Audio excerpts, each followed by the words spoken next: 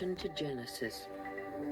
We would have many more questions than we do about our world and who we are if it were not for the first book of the Bible, the book of Genesis. The title, Genesis, means beginnings, and the opening words to this, the greatest story ever told, tell us that in the beginning, God created all things.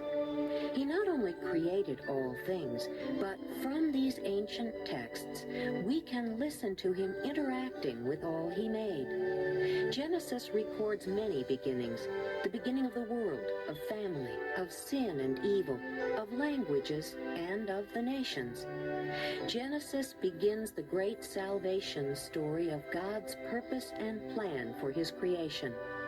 Notice how God chooses one man named Abraham to become one chosen nation, Israel, that would be a light of salvation for all peoples. Moses was the human author of Genesis, but God directed his words. Notice how God intended the first several chapters to be a crucial summary of the origin of the world and its peoples.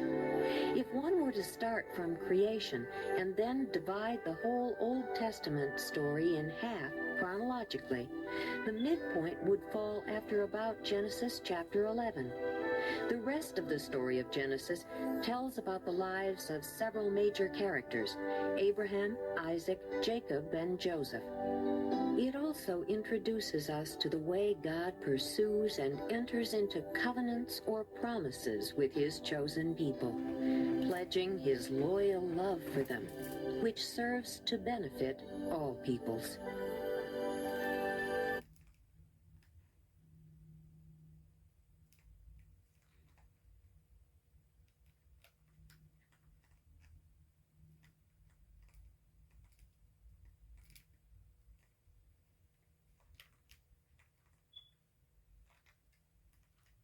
On the name of the Lord. Chapter 5. This is the written account of Adam's line. When God created man, he made him in the likeness of God. He created them male and female, and blessed them. And when they were created, he called them man. When Adam had lived 130 years, he had a son in his own likeness, in his own image, and he named him Seth. After Seth was born, Adam lived 800 years and had other sons and daughters. Altogether, Adam lived 930 years, and then he died. When Seth had lived 105 years, he became the father of Enosh. And after he became the father of Enosh, Seth lived 807 years and had other sons and daughters. Altogether, Seth lived 912 years, and then he died. When Enosh had lived 90 years, he became the father of Kenan.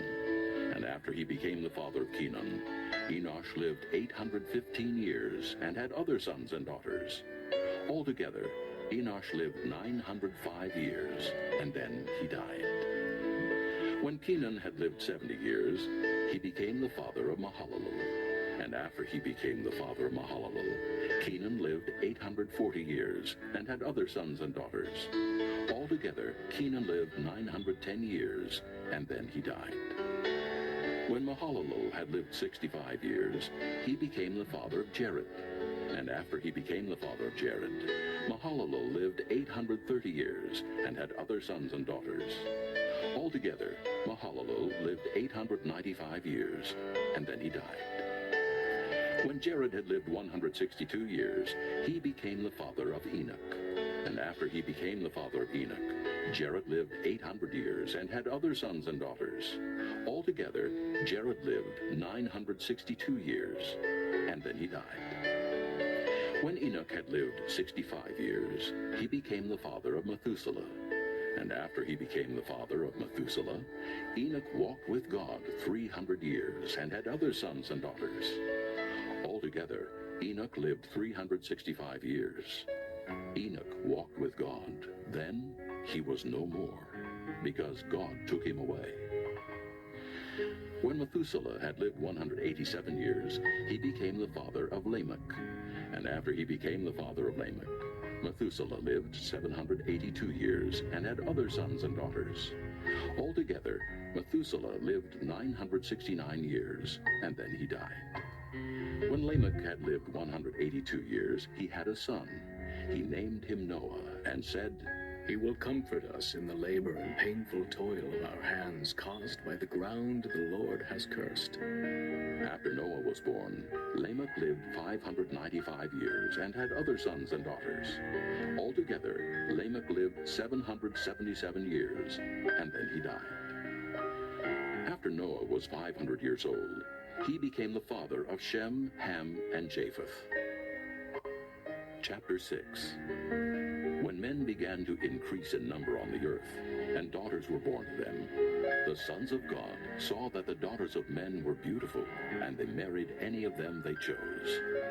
Then the Lord said, My spirit will not contend with man forever, for he is mortal. His days will be 120 years.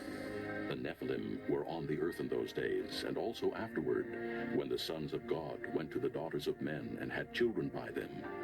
They were the heroes of old, men of renown. The Lord saw how great man's wickedness on the earth had become, and that every inclination of the thoughts of his heart was only evil all the time. The Lord was grieved that he had made man on the earth, and his heart was filled with pain. So the Lord said, I will wipe mankind, whom I have created from the face of the earth, men and animals, and creatures that move along the ground, and birds of the air, for I am grieved that I have made them. But Noah found favor in the eyes of the Lord. This is the account of Noah. Noah was a righteous man, blameless among the people of his time, and he walked with God. Noah had 3 sons, Shem, Ham, and Japheth. Now the earth was corrupt in God's sight, and was full of violence. God saw how corrupt the earth had become, for all the people on earth had corrupted their ways. So God said to Noah, I am going to put an end to all people, for the earth is filled with violence because of them. I am surely going to destroy both them and the earth. So make yourself an ark of cypress wood. Make rooms in it, and coat it with pitch inside and out. This is how you are to build it. The ark is to be 450 feet long, 75 feet wide, and 45 feet high. Make a roof for it, and finish the ark to within 18 inches of the top. Put a door in the side of the ark, and make lower, middle, and upper decks. I am going to bring floodwaters on the earth to destroy all life under the heavens, every creature that has the breath of life in it. Everything on earth will perish. But I will establish my covenant with you, and you will enter the ark, you and your sons, and your wife, and your sons' wives with you. You are to bring into the ark 2 of all living creatures, male and female, to keep them alive with you. 2 of every kind of bird, of every kind of animal, and of every kind of creature that moves along the ground will come to you to be kept alive. You are to take every kind of food that is to be eaten and stored away as food for you and for them. Noah did everything just as God commanded him. Chapter 7. The Lord then said to Noah, Go into the ark, you and your whole family, because I have found you righteous in this generation. Take with you 7 of every kind of clean animal, a male and its mate, and 2 of every kind of unclean animal, a male and its mate, and also 7 of every kind of bird, male and female, to keep their various kinds alive throughout the earth. 7 days from now, I will send rain on the earth for 40 days and 40 nights, and I will wipe from the face of the earth every living creature I have made. And Noah did all that the Lord commanded him. Noah was 600 years old when the floodwaters came on the earth. And Noah and his sons and his wife and his sons' wives entered the ark to escape the waters of the flood. Pairs creatures of clean and unclean animals, of birds, and of all creatures that move along the ground, male and female, came to Noah and entered the ark, as God had commanded Noah. And after the 7 days, the flood waters came on the earth. In the 600th year of Noah's life, on the 17th day of the 2nd month, on that day, all the springs of the great deep burst forth, and the floodgates of the heavens were opened, and rain fell on the earth 40 days and 40 nights. On that very day, Noah and his sons, Shem, Ham, and Japheth, together with his wife and the wives of his 3 sons, entered the ark. They had with them every wild animal according to its kind, all livestock according to their kinds, every creature that moves along the ground according to its kind, and every bird according to its kind, everything with wings. Pairs of all creatures that have the breath of life in them came to Noah and entered the ark. The animals going in were male and female of every living thing, as God had commanded Noah. Then the Lord shut him in.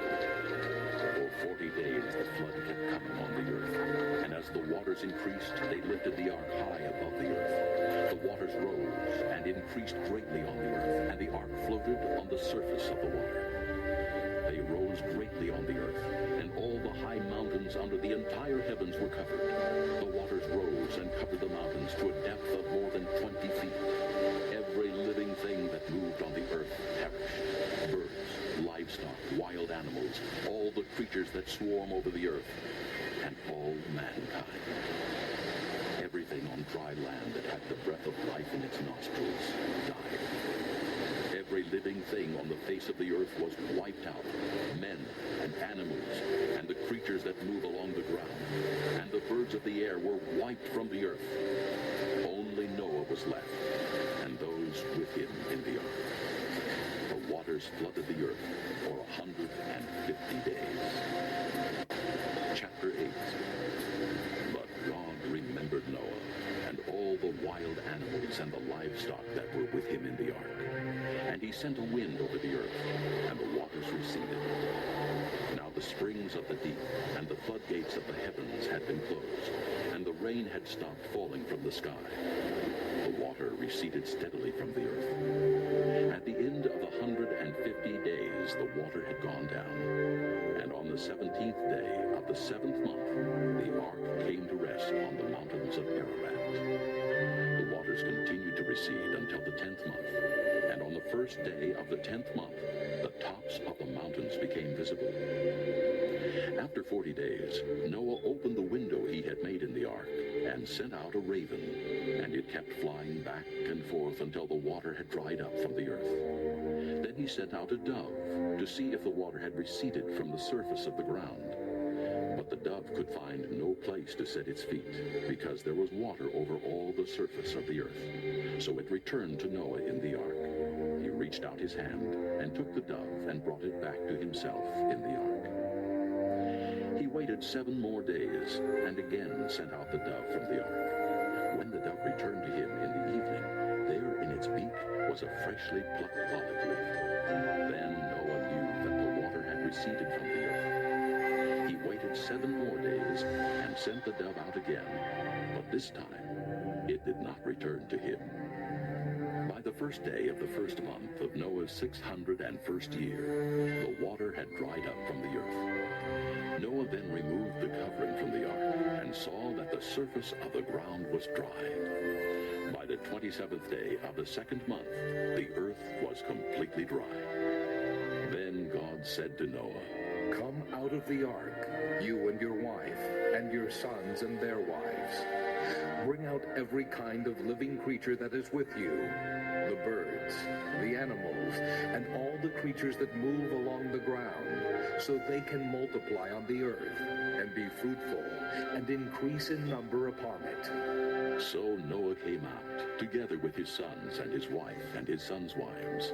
All the animals and all the creatures that move along the ground, and all the birds, everything that moves on the earth, came out of the ark, one kind after another. Then Noah built built an altar to the Lord, and taking some of all the clean animals and clean birds, he sacrificed burnt offerings on it. The Lord smelled the pleasing aroma, and said in his heart, Never again will I curse the ground because of man, even though every inclination of his heart is evil from childhood. And never again will I destroy all living creatures as I have done.